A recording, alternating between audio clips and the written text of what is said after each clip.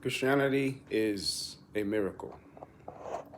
When you look at world religions all try to find their way to God.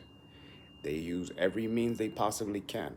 The reason why God will reject you if you are in any religion, but you're not born again, is because your nature is inherently sinful. You are a sinner. We are all sinners. And so anything that comes from that nature is what we call a dead work, is dead works that lead to condemnation. Because even if we do some good deeds, you still have a sin nature. And so God will reject the entire person because there is a sin nature. And so God has paved the way for us so that we do not have to be under condemnation. Every single religion that I have studied and speak to people, there's always still guilt. There's always still an uncertainty of the forgiveness of sins. They try to earn their salvation. And that's what makes world religions, regardless if it's New Age spirituality, Buddhism, Hinduism, so on and forth, it all goes down to the same road of deception. Now, it doesn't it obviously we know that there might be some good things. They may have some morals kept in there, but there's still sinners looking for life, looking for purpose, looking for God, right?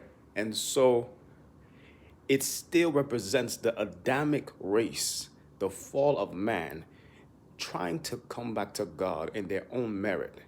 This is impossible. Therefore, Jesus had to come into this world. God had to take on flesh and die for us. You may say, how can God do that?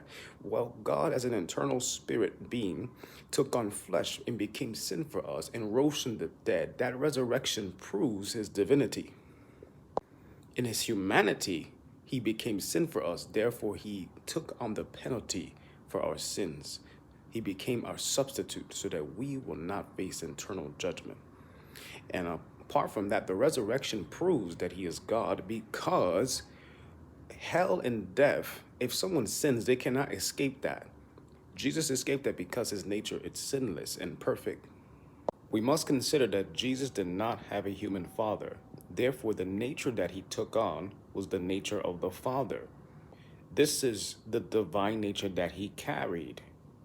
He was not born of human seed, so he had the perfect nature of the Father. That's why he's both God and man.